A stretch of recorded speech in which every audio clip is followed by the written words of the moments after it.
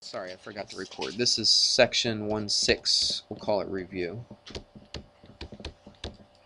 Alright, so that's the first one. Here's the second one. You take that fraction, you flip it. You don't change the sign inside of here, but you do change the sign of the exponent after you flip this thing. And then you just figure this out. First of all, what's the sign going to be? If I take a negative to an even power, what's my sign going to be? To an even power? It's positive because they pair up, because a negative times a negative is a positive, right? So every time they pair up like that, you're going to have a positive. So to a even exponent, it's always going to be positive. If it was an odd exponent, it would come out negative. So it's going to be positive. 4 to the fourth, what's that? 4 squared is what? 16, right? 256, I think. Is that right? Yeah, so 256. And it's positive 256. All right, number 3. 36 over 4 to the negative 3 halves. Now look, I would do something first. Remember that problem we did on the board? What are we saying? Oh, forget that. Just leave it there. I'll fix it later. What do you think we can do with this? Before we start worrying about flipping stuff and all that, what do you think? Yeah, what's 36 over 4? It's just 9, right? 9 4 is 36, right? Okay. You guys are making me doubt myself, okay, because you're looking at me like, no, that's not right. 36 over 4 is 9. So I think that might be a little bit easier. Do you or not? Maybe. Maybe not. I don't know. But that's probably what I would do. If I saw this problem first time, and this is the first time I've seen this problem, I'd probably make that a 9. Okay, and that's to the negative 3 halves. But now, what do I do with this? Right, but we got a negative exponent, though. So you could do a couple things. You could just flip the whole thing if you wanted to, right? And put 9 to the, what? 3 halves. See that? Or you could have made it a negative 1/9, or not negative. You could have made it a 1/9 inside that parentheses to the 3 halves. You could have done that as well. I don't know. I think this might be easier. So you just keep the 1 on top. What about this? Now, Destiny, you can say it. 9 to the what? 9 to the 1/2, and then do what to that? Cube that. Alright? So you still got that 1 on the top. Now look at this. 9 to the 1/2 is the square root of 9. Square root of 9 is just 3. And then that's cubed, and we're done. 1 over 27. Just like that. Because 9 to the 3 halves is the same as 9 to the 1/2 to the third. We always take it to the denominator, okay? 1 over the denominator. And then we take it cubed. You could have gone 9 cubed and then taken the square root of that. But do you really want to do that? Because 9 cubed is some big crazy number. Then I got to take the square root of a big crazy number. Usually, I say usually, it's easier to take it to the 1 over the denominator first, then take it to the numerator. Right? Because would you agree? 9 to the 1/2 to the third is the same as 9 to the 3 halves. Because what's the rule when you have an exponent being taken to another power? You multiply the exponents, right? So if I multiply those together, I get 3 halves. It's the same exact thing. Again, if you're not sure about these rules, go back and watch the video on it, and it'll explain why. Right now, we're just doing. Let's change colors. It's a little more interesting. Number 4. All right, look at this crazy mess. 64 p to the negative 7, and a parentheses 4p cubed, and that's to the negative second, and that is over p to the negative third. Alright, there's a couple ways you can approach this, okay? There's not just one way to do this. I'm just looking at the way that I would do this, alright? So I would do this. I would take this p to the negative 7th, chuck it down to the bottom, and make it p to the positive 7th. Do you really need to take this p to the negative third and put it up top, though? Because watch what happens. When I multiply this together, I'm going to get what? P to the positive 4th. So there's really no reason to take that p to the negative third and move it up to the top. Alright, so I'll do that. I got to figure out what this stuff is, so let's write some stuff down. I got 64. What's this going to be? This is going to be... What's the best way to do this?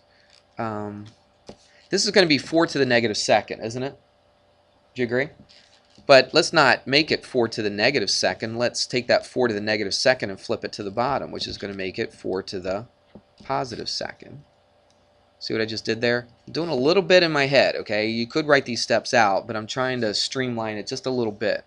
So this is going to be 4 to the negative second. So I don't want to the negative second power, so I take that 4 to the negative second, flip it to the bottom, it makes it 4 to the positive second. Not done yet. Just doing the 4 right now. Just doing the 4 right now. Okay?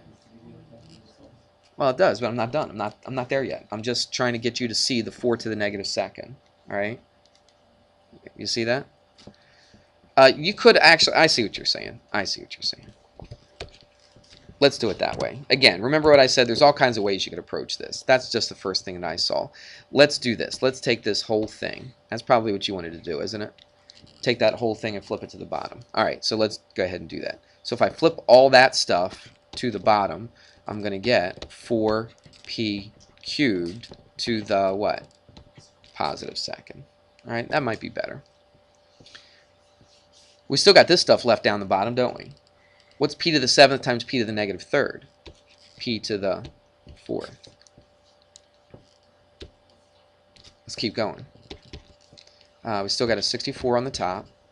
Now let's simplify the bottom. Now we can go 4 squared. Let's do that in our head. What is 4 squared? 16. Now let's do this. P cubed squared. What do we do with the exponents? Multiply them. When you have an exponent to another power, we just said that in that last problem. Okay? When you have an exponent to another power, you multiply the exponents. So that is going to be p to the 6th.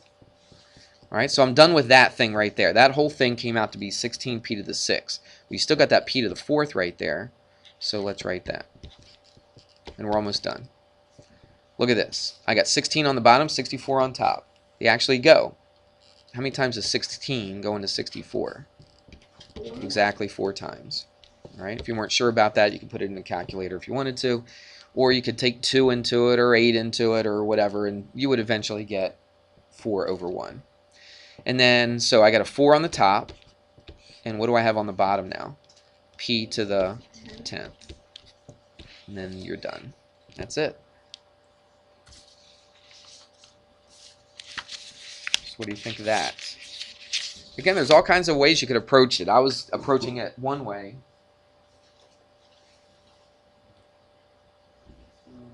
My answer sheet. Oh, here it is. I was going to go one way with this, and then you guys are looking at me like I was crazy, so I think you probably like this way better, right? And that probably is better. You're probably right on that. All right, let's do another one. All right, running short on time though, so let's pick some. Like 5 is kind of like that, and 6 is kind of like that. So is 7. So let's go to. Well, I'll tell you what. 8 and 9, let's do 8. Is that alright? Alright. So let's do 8. It's going to be y to the 3/9 times y to the 2/9. This is distributive property with exponents, kind of what we did earlier today. Kind of. 8y to the 4/9. Alright, so here we go. It's multiplications, just basic straight up distributive property. Take this first one times this, take it times the second, and then we're good to go. You just have to remember the rules, and that's what all this crazy stuff is about, is just to make sure that you really know these rules. So when you multiply two things together with the same base, what's the rule with the exponents? What do we do with the exponents here? We add the exponents, right, because it's a multiplication problem, all right? We're not taking it to another power, we're just multiplying with the same base. So we add the exponents. So that's easy to add. They make it real easy because they get common denominators. So that's y to the what? 5/9. Put a minus there. Let's multiply these together. So it's a 1. Remember, there's a 1 out here. 1 times 8, that's an 8. And then the base is y. Again, what do we do with the exponents? We add the exponents. 3/9 and 4/9 is 7/9. Is there anything else we can do to that? There's nothing. That's it. And we're done. Look how easy that was. That was really easy. Can you have a lot of them? Well, I don't know if you have a lot of them. Let's do 6 is kind of or 9's kind of the same thing.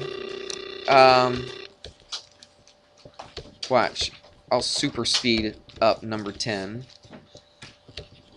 I'll tell you what, I'll just get you started on number 10. Remember this? We did these before. So let's simplify this. This is going to be 1 over mn, and this is going to be 1 over m squared plus 1 over n squared. Daniel, I'll just give you a hint. I'll let you do the rest. What do we do here? Timothy Add them Brown, up, find a Jonathan common Donnelly, denominator, and then after you get a common Landers, denominator, you do that long division Drew and you simplify Smith, it. Okay? Ada Saunders, I'll go over the answers to these tomorrow before Mally we take the Smith. quiz, but we are going to take a quiz on 1-6 tomorrow. Okay? Quiz, section 1-6. Ashley Buchanan, Isaiah Johnson,